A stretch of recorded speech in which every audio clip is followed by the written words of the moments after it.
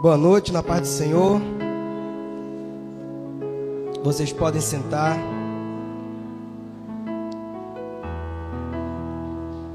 Louvamos a Deus por estarmos de volta.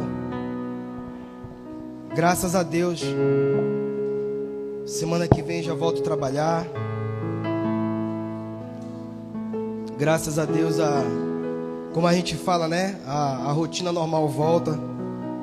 Somos muito gratos a Deus por tudo.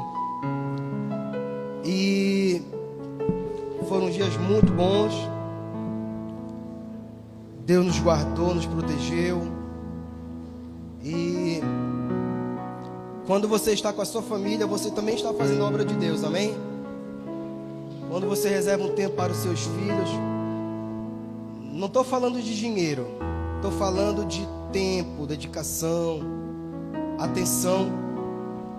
E você está fazendo a obra de Deus também, você está louvando a Deus. Você sai com seus filhos, sua esposa.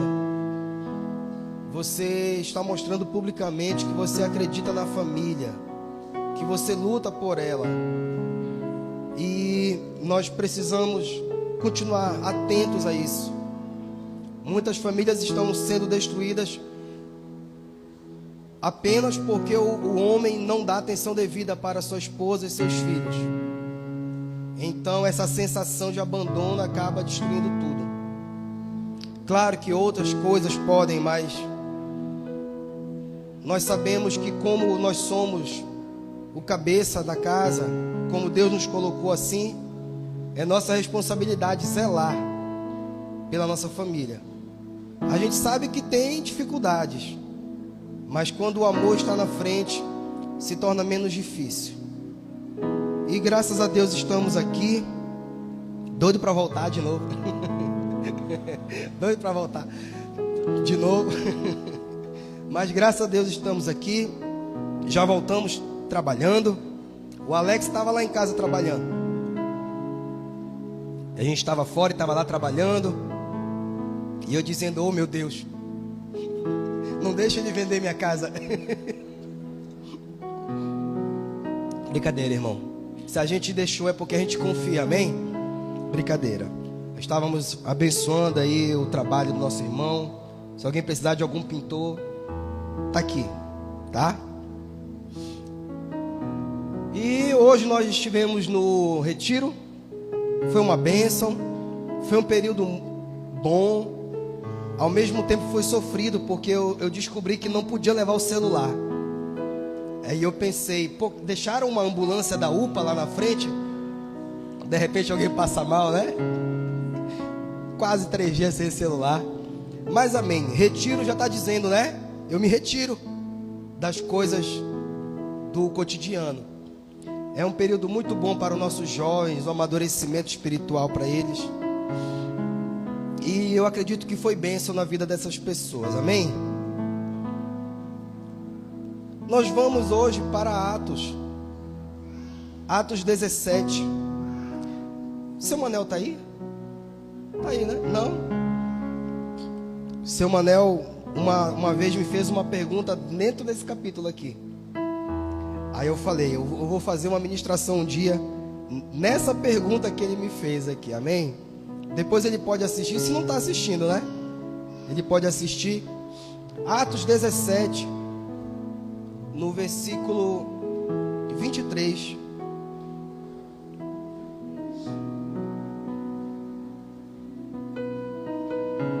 Isso mesmo. Atos 17, 23. Paulo estava falando outras coisas antes disso aqui, claro. Mas nós vamos voltar para poder entender isso aqui. Ele disse assim: passando eu e vendo os vossos santuários, achei também um altar em que estava escrito: ao Deus desconhecido. Nós temos uma admiração muito grande por Paulo, porque nós sabemos que depois de Jesus, ele foi talvez o maior evangelista de todos. Fez muitas viagens missionárias, sofreu muito, literalmente sangrou, foi quase morto a pedradas. E o Paulo, tem uma coisa que eu procuro copiar do Paulo. O Paulo ministrava para pessoas de pouca instrução e as pessoas entendiam o que ele queria dizer. Mas também ele pregava para pessoas de muita instrução e ele conseguia se fazer entendido por aquelas pessoas. Isso é uma coisa que eu procuro copiar dele. Eu procuro sempre ministrar uma palavra que ela seja inteligível, que as pessoas possam entender aquilo que eu pretendo falar. Que a gente sabe que não é fácil, mas eu me inspiro demais em apóstolo Paulo quando a gente vai ministrar. O Paulo, ele está aqui em uma cidade chamada Atenas, que hoje é a capital da Grécia. A Grécia, ela fica no extremo de uma península, né? Que é uma extensão de terra que vai assim avançando no mar, bem no finalzinho dessa península. E a Grécia fica assim, vamos dizer assim, entre a Itália e a Turquia. Se você não sabe onde é, procura depois no Google, né? Se você não tem noção. E a Grécia, ela foi, muitos anos antes desse episódio, um centro econômico muito forte da região. Era como assim a cidade de São Paulo. Muita coisa que vem para o Brasil passa primeiro por São Paulo para depois ser distribuído em outras regiões.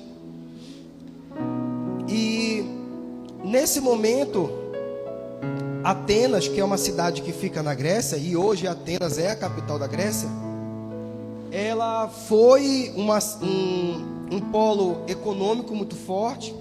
O tempo foi passando, outras cidades foram crescendo e ela foi perdendo esse poder econômico. Porém, ela ficou com uma herança cultural muito forte. Uma herança cultural, artística, artistas plásticos. Na Grécia foi onde surgiu o que nós conhecemos como filosofia. É o berço da filosofia. Muita coisa que surgiu ali, muitos pensamentos, reflexões, eles viajaram o mundo ocidental, que é esse mundo onde nós vivemos, as Américas, conhecido como Ocidente. E muitos pensamentos filosóficos influenciaram a muitas sociedades. Talvez vocês até se espantem, muitas reflexões filosóficas influenciaram até as palavras de Paulo, os escritos. Nós não sabemos, mas muita coisa da filosofia daquela época nós inclusive pregamos. Hoje nós vamos saber melhor agora. E a Grécia, como eu falei, ela foi o berço da filosofia. Dali que surge Sócrates, Aristóteles, Platão, todos aqueles filósofos. E a grande característica do grego é que o grego é uma pessoa muito inteligente, que gostava muito de buscar conhecimento. O povo grego era um povo que se perguntava muito como é que as coisas teriam começado, como tudo começou, quem fez, ou algo fez tudo. E assim foi, de tanto buscar o conhecimento, surgiu a palavra filosofia. E filosofia significa amor ao conhecimento. Então, os filósofos buscam o conhecimento por meio de perguntas. E surgiram várias linhas de pensamento de como tudo teria surgido. Das primeiras linhas de pensamento, uns acreditavam que tudo surgiu a partir do fogo. Outros acreditavam que tudo surgiu a partir da água. Outros acreditavam que tudo surgiu a partir do vento. E outros acreditavam que tudo surgiu fogo da terra. Então, se nós pararmos para pensar, sem eles saberem que Deus tinha feito tudo por meio do seu falar, por meio de juntar a terra e formar Adão, eu acredito que, sem saber, eles já estavam declarando que Deus tinha feito o homem a partir do barro que Deus, por meio do falar, do vento, o fôlego saindo dele, as coisas começaram a existir. E por meio do vento, o seu sopro na narina de Adão, ele deu vida para aquele boneco. Então acredito eu que, sem saber, eles já estavam como que declarando que Deus teria feito tudo a partir de algo, de alguma ação. Então, o tempo foi passando e esses questionamentos continuaram na região. Não, tudo veio do fogo, ou veio da água, ou veio do vento, ou veio da terra. De algum lugar, tudo isso aqui que existe veio. E o tempo continuou passando e vieram os pequenos filósofos, enfim. Mas sempre ficou aquela pergunta: alguém fez isso aqui tudo? Como ainda eles não tinham conhecimento da palavra do Senhor, eles acreditavam que existiam deuses e cada deus teria feito alguma coisa. Mas entre eles havia um ou outro que acreditava que existia apenas um que teria feito tudo. E o tempo foi passando, e surgiram duas linhas de pensamento que vão aparecer aqui no texto, nesse texto. Nós vamos falar sobre os epicuristas e os estoicos. São duas linhas, dois grupos de pessoas, filósofos, que defendiam uma ideia de Deus. Mesmo sem ter lido a Bíblia, eles tinham uma noção do que seria Deus, de quem seria. E outros acreditavam nos deuses. E os epicureus acreditavam que os deuses eram seres supremos que não estavam entre nós, porque eles acreditavam que o ser humano é um ser muito abaixo de Deus, dos deuses. Então, para eles, se existia algum Deus, esse Deus fez o homem, mas pelo homem ser errado, ele se afastou, porque eles acreditavam que Deus era um ser perfeito e nós imperfeitos. Então, para os epicureus, eles achavam que se havia um Deus, ele estaria distante de nós, porque nós somos muito falhos e ele não. Eles acreditavam também que as pessoas acreditavam muito nos reis, nas rainhas. Eles diziam que as pessoas esperavam dos faraós, dos reis, dos ditadores, dos governantes, uma vida perfeita. Mas as pessoas esperavam dessas pessoas uma vida perfeita, uma vida de paz, mas isso não acontecia. Então, o que eles defendiam? Que as pessoas tinham que deixar um pouco de lado essa vida política, deixar de acreditar que um homem como ele vai trazer a felicidade para ele. E eles apostavam que as pessoas devessem dedicar o seu tempo à sua família. Eles acreditavam que o homem tinha que cuidar da sua família, da sua esposa, seus filhos, e assim ele iria encontrar a felicidade.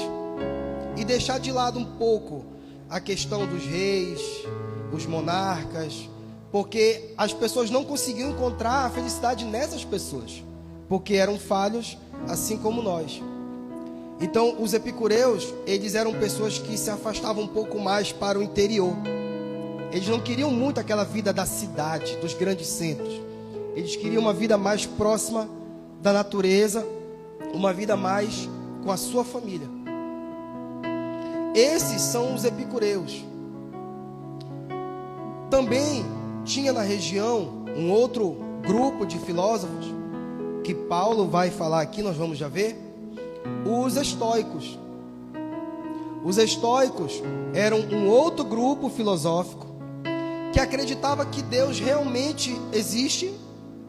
Outros acreditavam que existiam deuses, porque nós sabemos que as opiniões podem até ser parecidas, mas em algum momento elas se separam.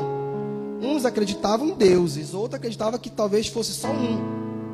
Mas de qualquer forma, eles acreditavam que Deus, ou os deuses, ele estaria em cada um de nós, em todos os lugares.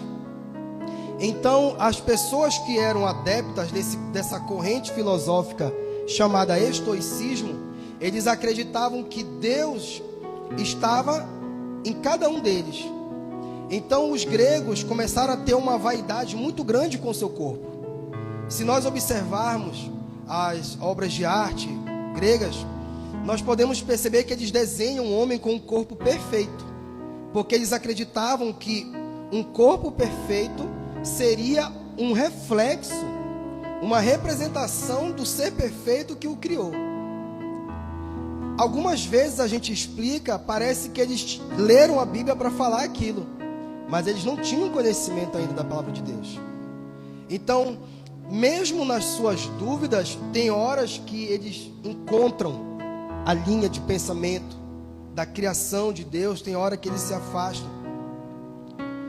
E eles acreditavam que eles tinham que construir templos, imagens, como uma forma de homenagear os deuses, ou se alguém tivesse um deus particular. E a Grécia, ela é cheia de estátuas. Se você procurar na internet, as ruas têm obras de arte que representam os deuses. E era a forma deles verem o ser supremo que teria criado tudo, ou os seres supremos.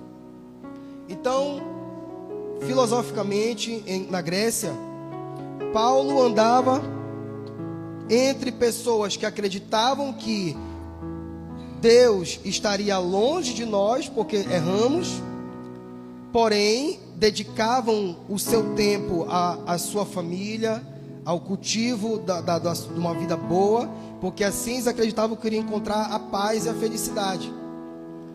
E os estoicos acreditavam que não, esses deuses ou esse Deus, ele está em cada um de nós. Então nós temos duas linhas de pensamento que, apesar de serem parecidas, também são muito diferentes. E Paulo estava nesse fogo cruzado aqui. Entendendo esse contexto filosófico, nós vamos conseguir entender o texto que nós vamos ler. Nós vamos voltar para o versículo 16. Enquanto Paulo, ele estava pronto para fazer um discurso em Atenas, para pregar, vamos dizer assim. E enquanto Paulo esperava as pessoas lá em Atenas, o seu espírito se agitava em si mesmo, vendo a cidade tão entregue à idolatria. Então Paulo andava por Atenas e ele via nas ruas imagens, esculturas para homenagear os deuses. E isso incomodava Paulo. Pode seguir? De sorte que disputava na sinagoga com os judeus e religiosos, e todos os dias na graça com os que se apresentavam. Então Paulo ministrava, pregava, falava sobre Jesus, falava sobre a ressurreição de Jesus. Como imagina você estar como que em um mercado, e naquele lugar, imagina adventistas ministrando aqui, católicos evangelizando para cá, batistas evangelizando aqui, judeu pregando a palavra do Senhor aqui, como que um mercado. Pessoas conversavam as suas filosofias como epicureus e estoicos, e elas trocavam ideias, e judeus andavam pelo meio dali. E essa disputa aqui era a questão da atenção das pessoas. E nós, muitas das vezes, nós estamos assim no meio do nosso trabalho.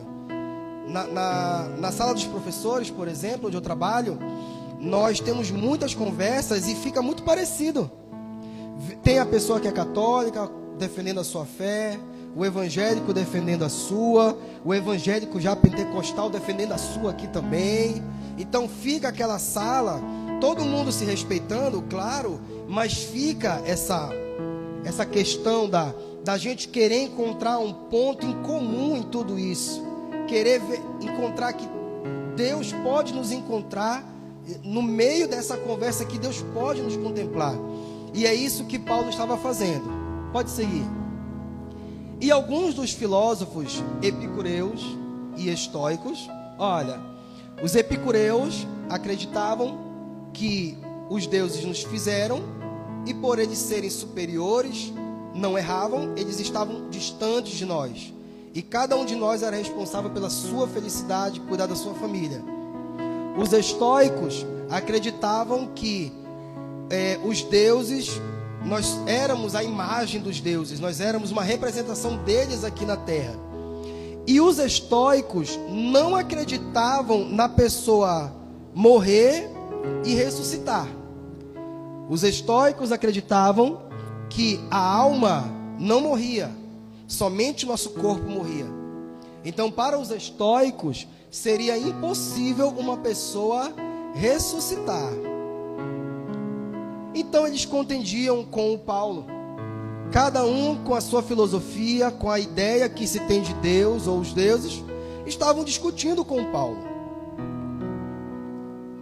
E uns diziam: o que quer dizer isso, esse tagarela? Chamaram Paulo de tagarela porque ele estava lá sempre falando, sempre dizendo, falando sobre Jesus e a ressurreição.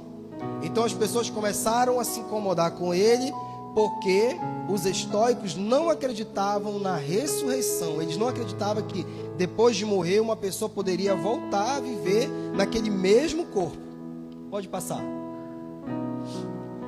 Parece que é pregador de deuses estranhos. Eu falei agora há pouco que eles não tinham conhecimento da palavra de Deus. Se tinham, eles não aceitavam bem o que estava aqui. Nós precisamos entender que a Grécia, ela já fica para lá da Europa, já fica para o nordeste, para o sudeste da Europa, já é mais distante da região onde Paulo já tinha evangelizado. Já é bem mais distante de Jerusalém, já é uma outra realidade. Então, para lá, eles só tinham alguns spoilers de Deus. Enquanto que mais para cá, para o Oriente Médio, Itália, Roma, enfim, lá as pessoas já tinham um entendimento melhor do que era Deus. Nós precisamos lembrar que nesse tempo, para a pessoa ter acesso a um livro, era muito difícil, somente pessoas que tinham muita condição financeira poderiam ter. Parece que é pregador de deuses estranhos, porque eles anunciam a Jesus e a ressurreição.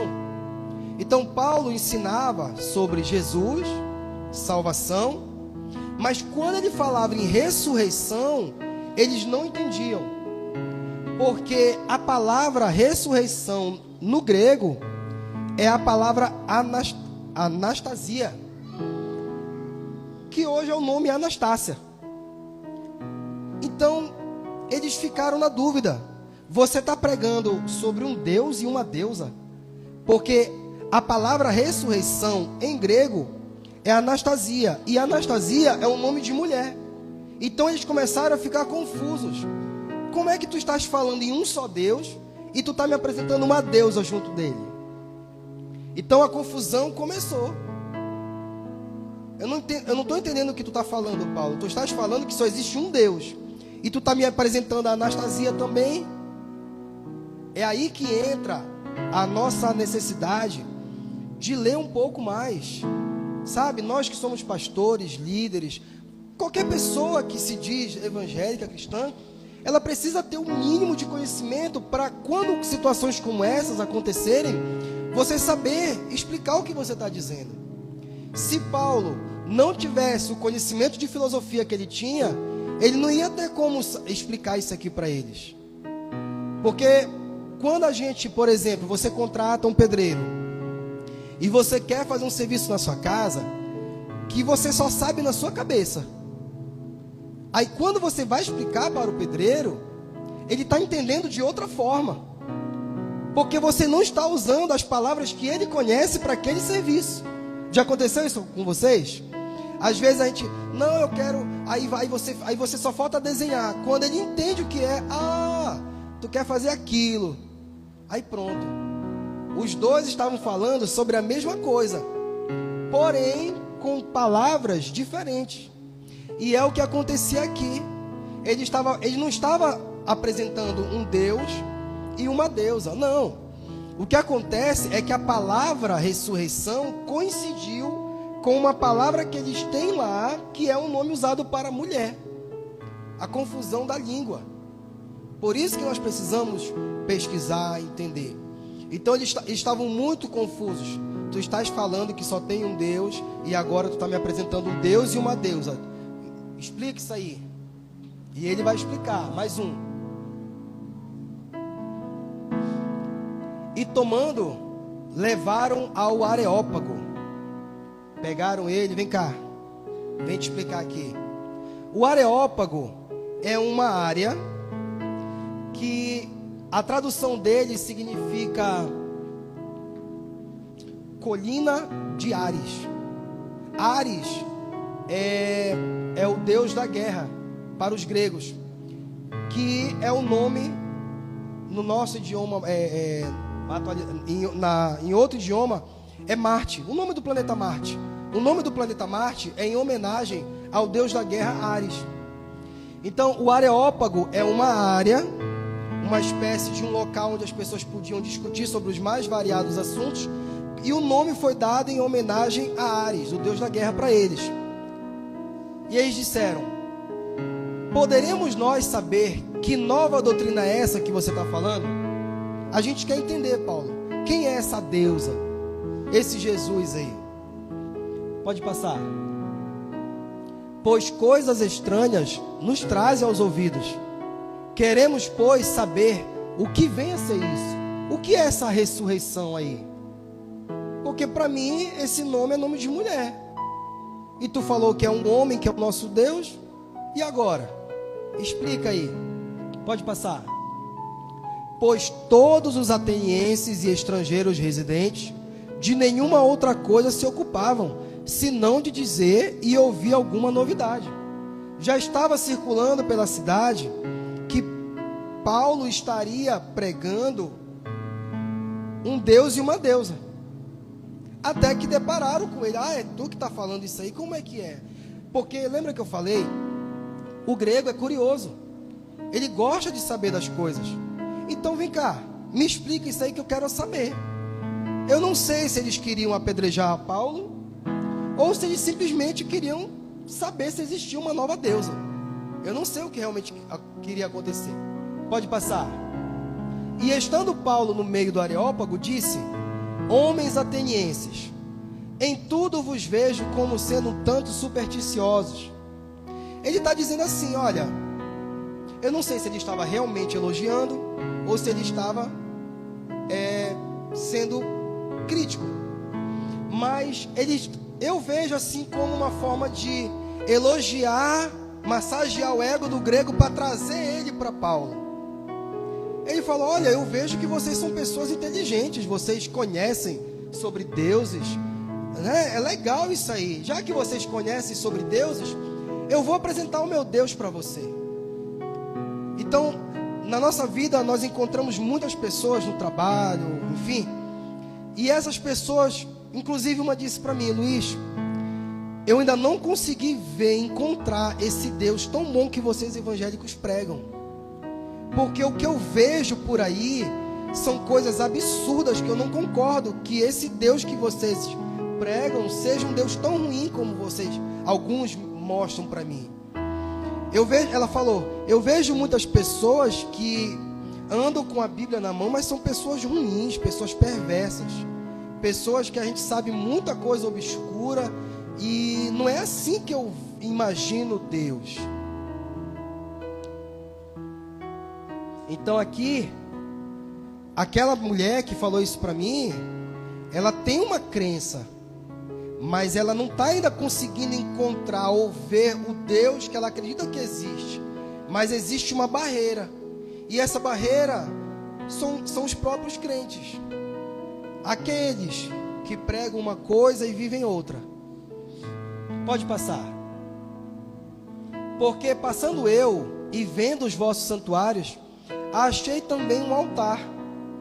Olha só, o povo grego, nas suas buscas, em determinado momento, eles começaram a acreditar que existia um Deus, que estaria acima de todos os outros deuses. Porque eles pensavam, se há vários, esses vários vieram de algum. Eles acreditavam que os estoicos acreditavam que tudo veio surgir a partir do fogo. Eles acreditavam que o fogo encontrava a matéria. E quando esse fogo encontrava a matéria, as coisas começaram a surgir. Então, se havia uma razão para tudo existir, eles acreditavam que existia um Deus de razão, um Deus lógico. Daí que vem a palavra logos, porque os estoicos acreditavam que existia um Deus que deu origem a todo o universo, a todas as pessoas, a todas as criações. E eles estavam chamando esse Deus de Deus desconhecido. Então, na Grécia, apesar de haver essa idolatria, havia uma corrente de filósofos que acreditava que existia um Deus acima de todos. Porém, eles precisaram de alguém que explicasse para eles. Eles precisaram de alguém que apresentasse esse Deus para eles. E Paulo conseguiu fazer isso aqui. E é responsabilidade nossa também sermos como Paulo na vida de outras pessoas. Eu converso com muitas pessoas. Eu converso com evangélicos, espíritas, umbandistas, ateus. Eu converso com muita gente. E eu percebo que, tirando os ateus, é claro, eu percebo que eles querem acreditar que existe um Deus só, um Deus do bem. Mas às vezes eles não conseguem ver esse Deus por culpa minha, que digo que sou família e não respeito a minha esposa, que digo que sou de Deus, mas eu engano, que eu digo que eu sou do bem, mas eu continuo fazendo mal.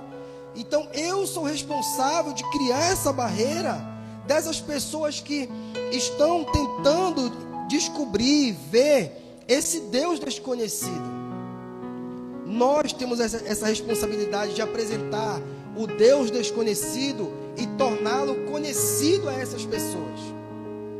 Então Paulo, andando por Atenas, viu várias imagens, até que em um determinado momento ele viu um altar, uma placa de pedra, de rocha, não sei, e estava escrito lá uma dedicatória ao Deus desconhecido.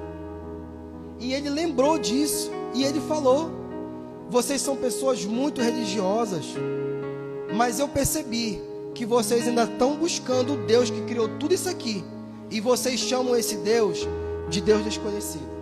Pode passar. Pois que vós honrais.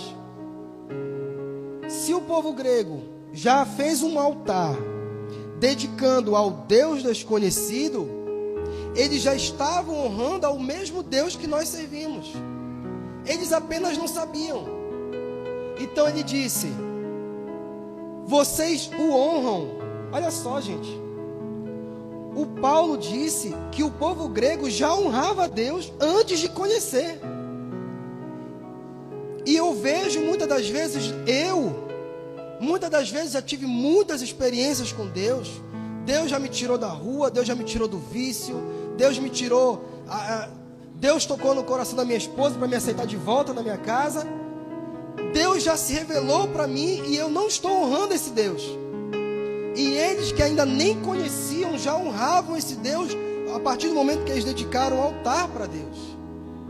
Então, irmãos, eu posso perceber que os gregos, apesar da idolatria, eles estavam mais à frente do que muitas vezes eu aqui, que digo que conheço Deus. Olha como é louco isso aqui, né? Esse Deus que vocês honram, mas não conhecem, é o mesmo Deus que eu estou falando. É o mesmo Jesus Cristo que eu estou falando para vocês. Quando eu estava lá no meio do mercado lá, e vocês me trouxeram para lá, para cá, eu estava falando sobre esse Deus desconhecido aqui. O nome dele é Jesus Cristo de Nazaré. Jesus Cristo, a ideia é a salvação em pessoa. Jesus vem de Yeshua, que significa salvação, redenção. É Ele que veio para nos resgatar.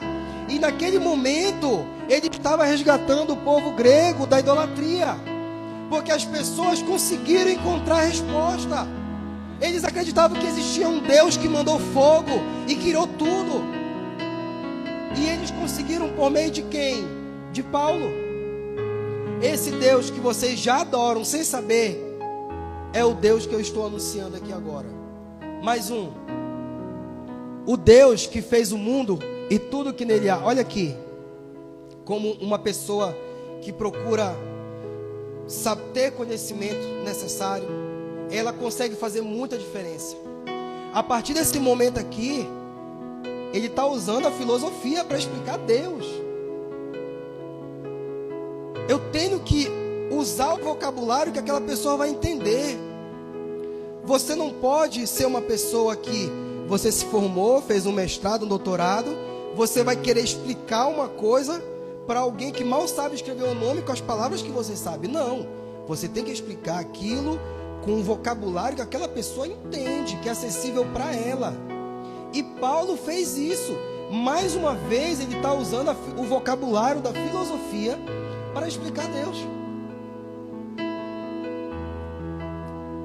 Os gregos acreditavam que alguém teria feito tudo. E olha quem está dizendo: o Deus que fez o mundo e tudo que nele há, sendo o Senhor do céu e da terra, não habita em templos feitos por mãos de homens. Quando ele fala isso aqui, ele estava se referindo àquelas imagens, ele estava se referindo ao Areópago, ele estava se referindo a alguns templos, porque os gregos acreditavam que se eles construíssem um altar, um templo, os deuses iriam descer naquele lugar. Mas Paulo já estava desconstruindo isso aqui. Paulo já estava, destruindo a idolatria sem bater tanto assim neles. Porque afinal de contas, os gregos são pessoas muito vaidosas intelectualmente. Se ele chegasse muito violentamente, ele não iria conseguir ganhar aquelas pessoas para Deus. E muitas das vezes nos falta sabedoria para ganhar as pessoas para Deus. A gente já quer chegar batendo na religião da pessoa, a gente já quer chegar batendo nos costumes da pessoa. Não, irmão, olha, está aqui, ó, Paulo, um grande exemplo de como evangelizar. Ele disse, ó, não habita em templos feitos por mãos de homens. Ele estava dizendo que naquelas imagens todas lá que ele via, Deus não estava lá. Sabe por que ele falou assim? Pela questão da idolatria, e também porque ele queria falar diretamente com os estoicos, porque os estoicos acreditavam que Deus estava em tudo. Se um estoico acreditasse que Deus estivesse nesse objeto aqui, eles iriam adorar esse objeto. Por quê? Porque se um homem fez esse objeto, esse homem é um ser inteligente. E se esse homem é um ser inteligente, um outro ser inteligente deu inteligência para ele. Então esse objeto aqui é Deus. Porque eles acreditavam que quando isso aqui era finalizado, eles acreditavam que Deus estaria aqui, porque era como se fosse transferindo a pessoa de Deus para o objeto. E Paulo começou a destruir. Não, isso aqui é belo, isso aqui é bonito. Quem fez foi um ser inteligente. E quem deu inteligência para esse ser foi um ser supremo. Mas Deus não está aqui. Deus não está nas coisas. Ele pode estar em todos os lugares? Sim, pode. A palavra do Senhor diz que onde 2 ou 3 estiverem reunidos em seu nome, certamente lá ele estará. Mas Deus não está nas coisas. Lembra? Não fará imagem de escultura, porque é perda de tempo. É isso que ele fala, é perda de tempo. Não está aqui. Ele começa a destruir a idolatria deles. Pode passar?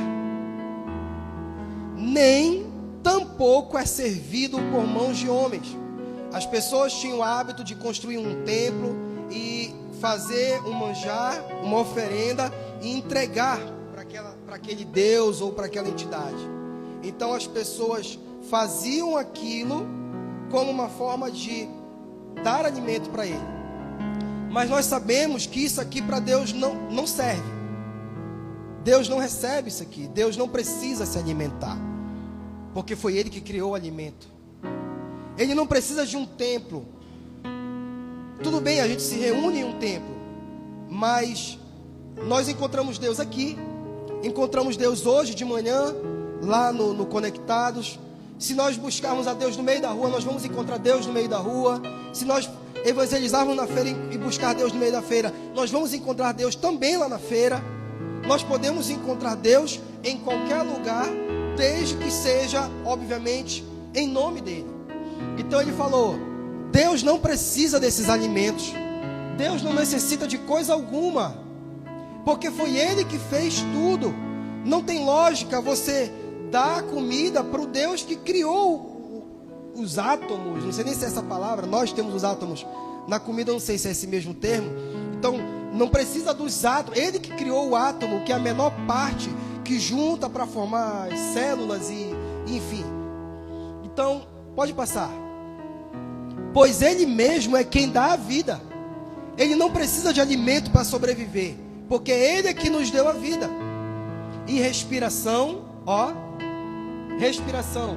Lembra da linha filosófica que acredita que foi por meio do vento que tudo se fez? Está aqui, aquele vento que vocês acreditam que fez tudo, foi Ele que nos deu a respiração e todas as outras coisas. Pode passar. E de um só sangue fez toda a geração dos homens. Ele está apontando aqui para onde?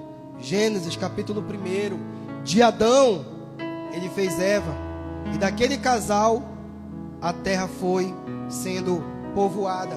Então ele está dizendo que foi de uma pessoa que Deus fez. Não foi de outros objetos, outras coisas, não. Os que acreditavam que tudo teria sido feito a partir do fogo, acreditavam que de uma erupção de um vulcão, tudo teria vindo a existir. Porque quando o vulcão entra em erupção, a gente sabe a destruição que é. Então, ele veio, não foi nada disso aí. Não foi acidente, foi planejado. É isso que ele quer dizer. Nós não somos um acidente, nós fomos planejados. E nós temos um propósito, que é servir a esse Deus e estar em comunhão com Ele, para habitar sobre toda a face da terra, determinando os tempos já dantes ordenados e os limites da sua habitação.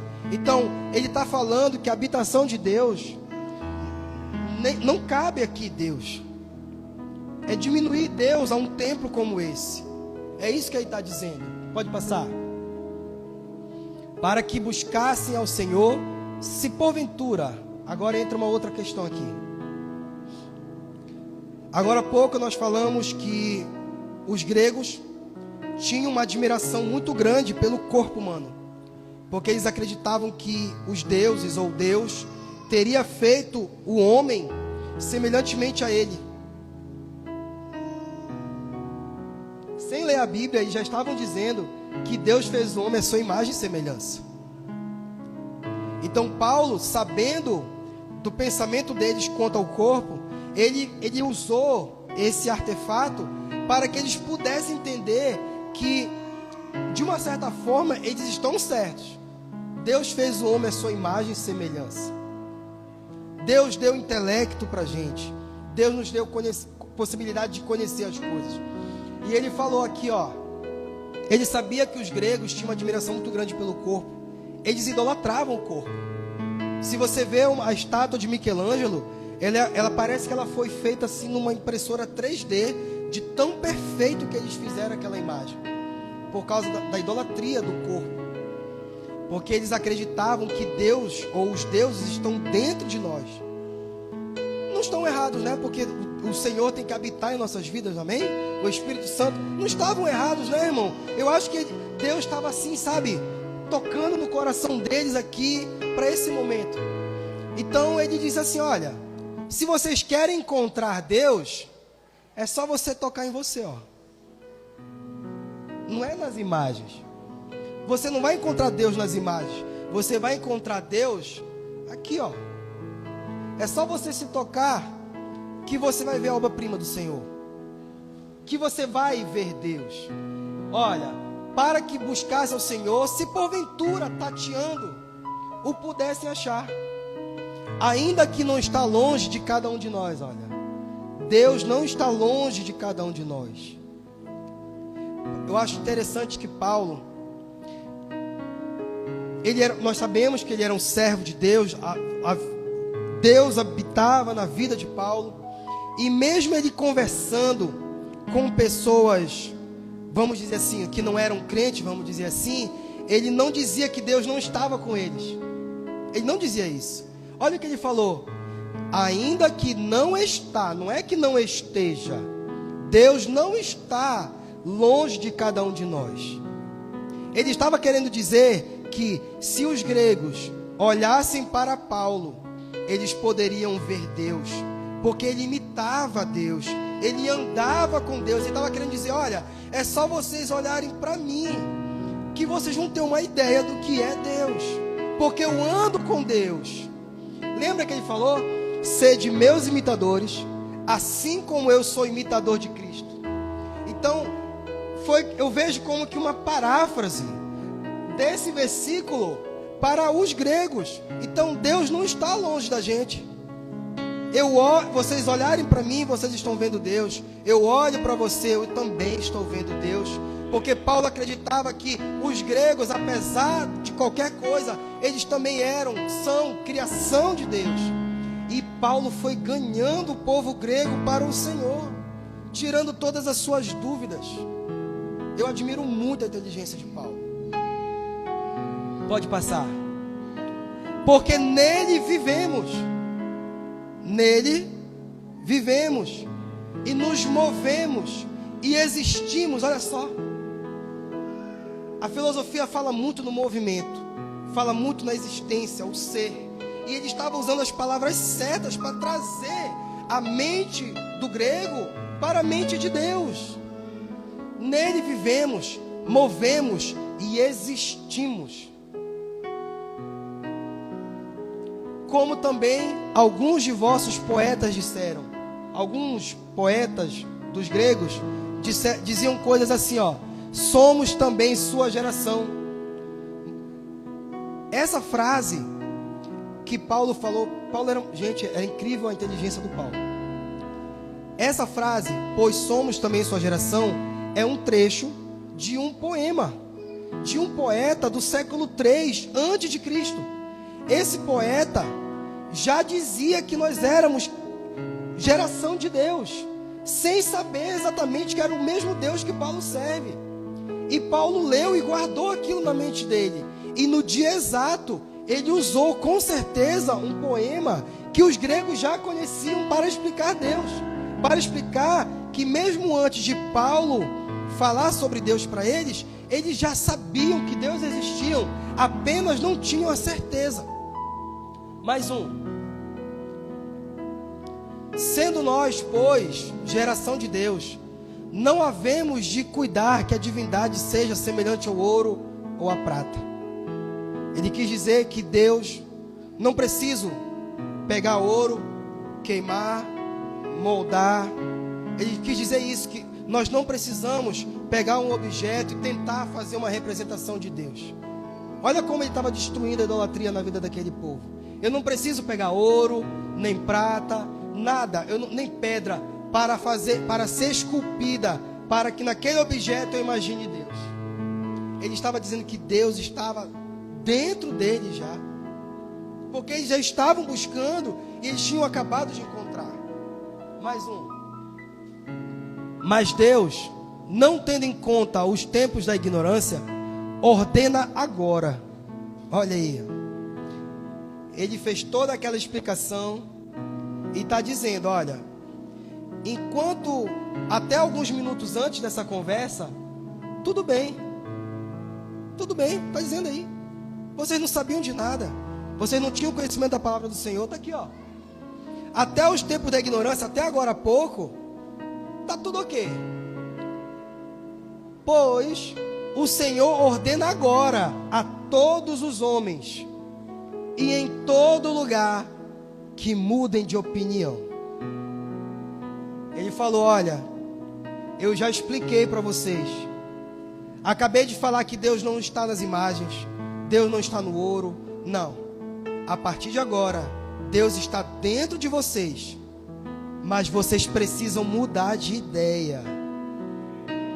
Nós precisamos mudar de ideia, irmão. Precisamos parar de ter, sabe? Infelizmente, nós vivemos para ver homens considerados homens de Deus, que supostamente teriam levado uma facada no pescoço, depois pegar o seu sangue, passar num pano e esfregar sobre um manto grande, e a idolatria foi imensa na casa do Senhor. Essas pessoas precisam mudar de ideia, gente. Aquilo ali foi vergonhoso. O que nos livra do pecado é o sangue do Cordeiro. O que vai nos salvar é o sangue do Cordeiro, do Senhor Jesus Cristo. Não é o meu sangue que vai te salvar, não é o sangue do pastor Marcelo, não é o sangue do Papa, não é sangue de ninguém. É o sangue do Senhor Jesus Cristo, meu irmão. Porque o meu sangue é pecaminoso. Se a partir de amanhã eu não tomar cuidado na minha vida, eu caio, a minha família vai ser destruída. Mas foi o sangue do Cordeiro. Ele diz: olha, vocês têm que mudar de ideia. Arrepender-se significa, ó, vira essa chave, larga essa idolatria. Conhece das coisas, mas não tem idolatria. Ele está dizendo aqui. Mais um. Porquanto tem determinado um dia. Olha só. Ele falou da criação. Apresentou a graça. Quando ele disse que, olha, o tempo da ignorância Deus não vai considerar. Ele está apresentando a graça para eles. Quando você fazia coisas erradas, era o tempo da ignorância. Mas agora que você já tem conhecimento, já era. Tem que mudar de ideia, tem que se arrepender. Se eu não me arrepender, já era, chapéu, né? Já era. Olha aí, ele está falando aqui da volta de Jesus Cristo. Olha só como esse cara é. Meu Deus do céu, esse homem aqui tem que aprender a pregar com ele. Ele pregou sobre a criação, pregou sobre... Ele pregou que Deus existe. Ele não pregou que Deus passou a existir. Não, Deus existe. Deus é um ser racional. Ainda está falando que Jesus Cristo vai voltar para buscar o grego. Só que ele precisava se arrepender. Por meio do homem que destinou. Quem foi o homem que ele destinou? Foi Cristo. Aquele que ele estava pregando algumas horas atrás. E disso deu certeza a todos. Ressuscitou. Olha aí, olha como ele é inteligente. Quando ele falou em ressurreição, ele usou a palavra Anastasia, que é um nome de mulher, e causou confusão. E agora, a palavra que trouxe confusão lá, ele está usando de novo, porque agora o grego já entendeu tudo. Então, olha, não é de uma mulher que eu estou falando, eu estou falando que Jesus ressuscitou dentre os mortos. Então ele pregou o início, o meio, pregou a graça e ainda disse, ó, que Jesus vai voltar. É isso que nós temos que fazer. É isso. As outras coisas são legais, mas nós não podemos esquecer disso aqui, que ele vai voltar para buscar o seu povo, que ele ressuscitou. Amém? E nós vamos... Eu convido vocês a curvarem suas cabeças, para nós orarmos e pedir uma graça do Senhor nisso aqui para nossas vidas. Porque tem muitos epicureus, muitos estoicos por aí, pessoas que estão tentando encontrar Deus, mas não conseguem, porque está faltando algum Paulo, uma Paula na vida dessas pessoas. Tem muitas, como eu falei hoje de manhã lá no Conectados, tem muitas jovens que não querem casar, porque elas veem determinadas situações e não querem passar por aquilo. Mas a igreja do Senhor é responsável em destronar esse pensamento. E esse pensamento, ele só vai ser destronado se a atitude dos homens mudarem. Porque as jovens veem homens fazendo certas coisas e elas ficam com medo de se envolver, de se casar e sofrer. E nós temos a responsabilidade de virar essa chave aí e colocar que Deus existe sim, que Deus muda vidas. E nós somos responsáveis por isso aqui. Nós precisamos tirar as dúvidas das mentes das pessoas, porque Deus deixou isso para nós, amém? Senhor Deus amado, nós te louvamos, Senhor, pela tua palavra. Senhor Deus amado, nós não somos, Pai, como aqueles gregos. Nós acreditamos, Senhor, que só existe um Deus. Nós acreditamos, Pai, que existe apenas um Criador. Acreditamos, Pai, que o Senhor mandou o teu Filho aqui nessa terra e que Ele morreu por conta dos nossos pecados e que o Senhor ressuscitou e que o Senhor deixou, Pai, uma promessa. O Senhor deixou uma promessa, Pai, de que o Senhor iria voltar para buscar a tua noiva. Senhor Deus amado, nós precisamos aprender muito ainda, Pai. Nós precisamos ainda nos converter muito. Senhor Deus amado, nós estamos ainda, Senhor, muito distantes daquilo que Paulo foi. Mas nós te pedimos, Pai, a tua graça. Nós te pedimos, Pai, uma unção de sabedoria, Senhor. Senhor Deus amado, nós oramos agora, Pai, por aquelas pessoas que estão desapercebidas, que não têm mais lido a tua palavra, aquelas pessoas, Senhor, que não estão mais dedicando um tempo para ti. Senhor Deus amado, nós oramos agora, Pai, por aqueles homens que por algum motivo estão deixando a sua família de lado. Senhor Deus amado, nós sabemos que isso não é o que o Senhor quer para nós. Senhor Deus amado, nós te apresentamos cada vida que está aqui. E nós te pedimos, Senhor, que esse ensinamento, que ele venha trazer grandes, bons frutos, meu Pai. Porque nós temos que dar frutos, senão nós seremos cortados fora. Senhor Deus amado, que isso venha entrar na mente de cada homem, de cada mulher, que venha entrar, Senhor, na mente de cada jovem. E por mais difícil que esse texto possa parecer, nós te pedimos, Pai, que o teu Espírito Santo venha nos ajudar a compreender o que o teu texto está querendo dizer. O teu texto, Pai, está querendo dizer que o Senhor Jesus Cristo vai voltar. É só isso, que o Senhor Jesus Cristo vai voltar e só vai subir com Ele aquelas pessoas que tiverem compromisso com o Senhor, aquelas pessoas, Pai, que tiverem compromisso com a tua obra. Só vai subir, Senhor, aquelas pessoas que tiverem compromisso com a sua família, Senhor amado. Só vai subir, Senhor amado, aqueles filhos obedientes. Só vão subir, Senhor, esposos fiéis. Só vão subir as esposas fiéis. Senhor Deus amado, nós clamamos agora, Pai, pelas famílias dessa igreja. Senhor amado, que Satanás não venha destruir. Senhor Deus, que todo mal seja lançado por terra. Porque nós sabemos, Senhor, que o grande plano de Satanás é destruir as famílias. E a família é algo, Senhor, que está no teu coração. Nós sabemos, Pai, que a família é a base da sociedade. Todas as outras coisas que existem na sociedade é porque as famílias existem, porque as famílias têm as suas necessidades. Senhor Deus amado, nós pedimos mais uma vez, Pai, por essa missão resgate. Senhor Deus amado, nós sabemos que o Senhor tem abençoado. Nós sabemos, Pai, que o Senhor tem provido. Senhor Deus amado, nós louvamos o teu santo e poderoso nome por essa igreja e por todas as outras igrejas que se reúnem em teu nome. Senhor Deus amado, que as coisas continuem acontecendo conforme o teu querer. Que o Senhor continue, meu Pai, nos abençoando. Senhor Deus amado, nós te louvamos, Pai, porque nós acreditamos que o Senhor existe. Nós acreditamos, Pai, que o Senhor ainda vai resgatar muitas pessoas nas ruas. Muitas pessoas, Senhor, estão na rua, mas não é lá o lugar para essas pessoas ficarem. Nós acreditamos, Pai, que o Senhor tem um lar para cada um de nós. Nós acreditamos, Senhor, que o Senhor tem uma esposa para cada um daqueles homens. Nós acreditamos, Pai, que o Senhor tem um esposo para cada uma daquelas mulheres. Nós acreditamos, Senhor, que o Senhor é o Deus capaz de transformar vidas. Mas, Senhor amado, nós te pedimos, Senhor, uma unção, Senhor, um espírito de arrependimento, porque enquanto nós não nos arrependermos, nós não vamos conseguir mudar o nosso caminhar. Deus amado, nós te agradecemos e nós te louvamos, Pai, e que o Senhor continue recebendo esse louvor, meu Pai, em nome de Jesus. Amém.